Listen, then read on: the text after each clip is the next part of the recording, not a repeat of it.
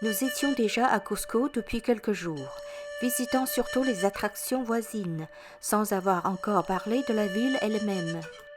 Cusco, nichée dans les Andes péruviennes à 3400 mètres d'altitude, est la plus ancienne ville habitée en continu du continent.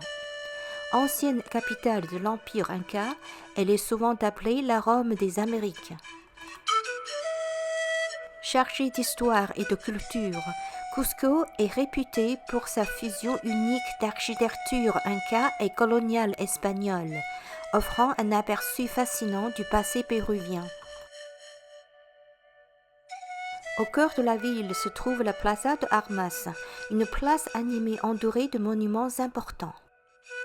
Avant l'arrivée des Espagnols en 1534, cette place était le centre politique et économique de nombreuses civilisations. Lorsque nous sommes arrivés à la Plaza de Armas, le son de la musique forte nous a attirés. Nous avons rejoint la foule et découvert que les élèves répétaient pour la fête de leur école.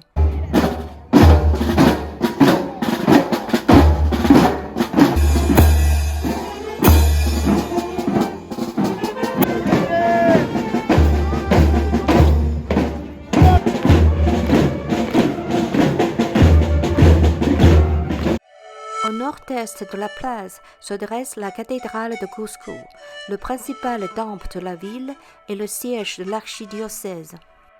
Ce complexe impressionnant est le monument religieux le plus important du centre historique de Cusco et fait partie du patrimoine culturel de l'humanité de l'UNESCO. Nous avons eu la chance de visiter ce trésor historique et culturel, bien que les photos et vidéos soient interdites à l'intérieur. Nous avons également visité l'église de la Compagnie de Jésus de l'autre côté de la place. Bien que les photos soient aussi interdites à l'intérieur, nous avons pu monter à la grande fenêtre en arche de l'église pour admirer la vue panoramique sur la Plaza de Armas.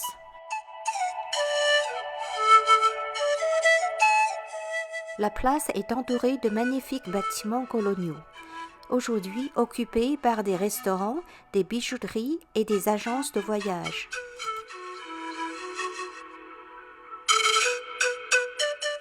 En son centre, la fontaine de Pachacuti, qui est datée avant la conquête espagnole, attire le regard. Commandée par le souverain inca Pachacuti, elle était d'autrefois une source d'eau essentielle pour les Incas.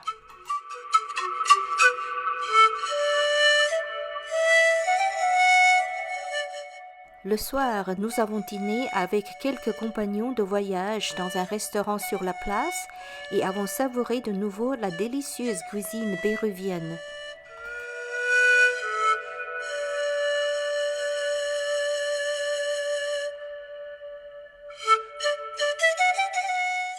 Durant ce voyage, nous avons goûté de nombreux plats traditionnels péruviens et des boissons locales. Le Pérou est vraiment le paradis culinaire de l'Amérique du Sud.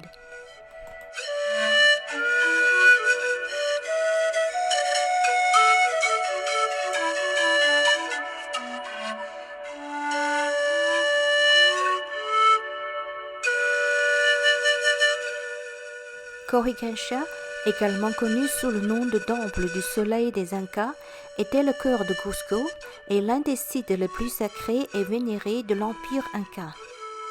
Des gens de tout l'Empire se réunissaient dans ce temple pour rendre hommage et prier leur dieu. Dans les années 1530, après la conquête espagnole, les dominicains ont construit l'église de Santo Domenico sur les fondations d'origine de Coricancha. Les murs du temple, faits de calcite et d'andésite locale, témoignent de l'incroyable savoir-faire de l'architecture inca.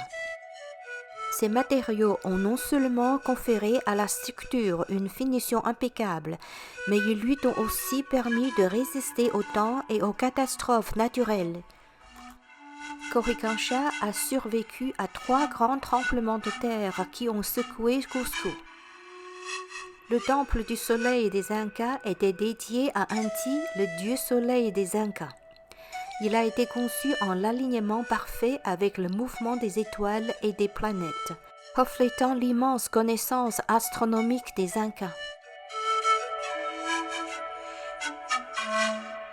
Derrière le temple se trouve le jardin solaire, qui accueillait autrefois les offrandes apportées par les nations soumises et alliées pour honorer le dieu soleil. Coricancha demeure un symbole durable de la fusion entre les cultures incas et coloniales espagnoles. Cusco est une ville aux rues historiques et à l'architecture qui témoigne son riche patrimoine culturel, mêlant influences incas et coloniales.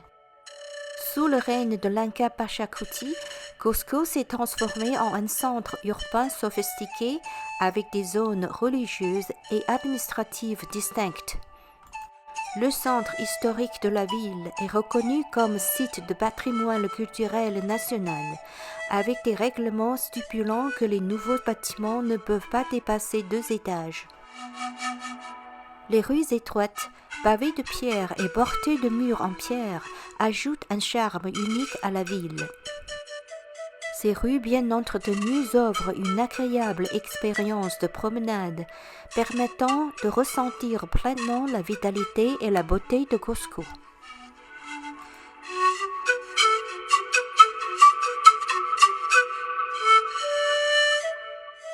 En chemin vers le célèbre marché de San Pedro, nous avons fait un détour par la Plaza San Francisco et visité l'église de San Francisco.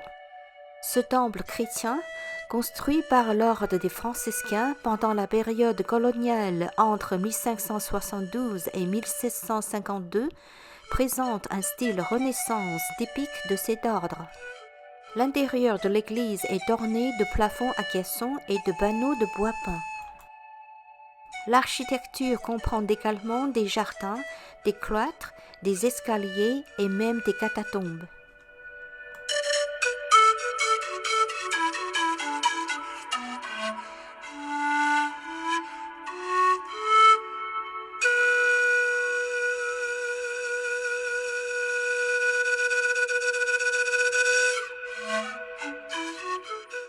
En quittant l'église paisible et solennelle, nous nous sommes rapidement retrouvés dans l'animation du marché de San Pedro. Le marché était en pleine effervescence, rempli de vendeurs proposant des aliments, des vêtements et divers articles ménagers.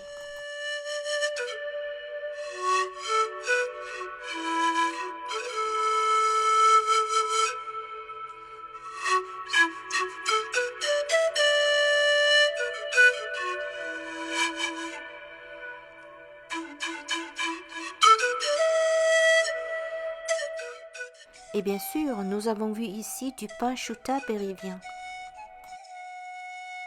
On y trouvait aussi de nombreux restaurants et stands de nourriture offrant des plats péruviens frais et authentiques. Nous nous sommes installés pour déguster un bol de soupe de nouilles. C'était frais et délicieux. Pour notre dernier jour à Cusco, nous avons choisi de visiter le Cristo Blanco ou Christ Blanc, l'un des monuments les plus emblématiques de la ville. Cette statue de 8 mètres de haut veille sur l'ancienne cité depuis son emplacement privilégié au sommet de la colline de Picamoco. De jour, elle domine les toits en terre cuite de l'ancienne capitale inca. De nuit, la figure illuminée est visible depuis toutes les places de Cusco. La colline de Picamoco elle-même a une grande importance. Selon la légende, elle était sacrée pour les Incas et servait de dépôt pour la terre rapportée de toutes les régions conquises par l'Empire. Ainsi, la statue blanche de Jésus semble veiller non seulement sur Cusco, mais sur tous les anciens territoires incas.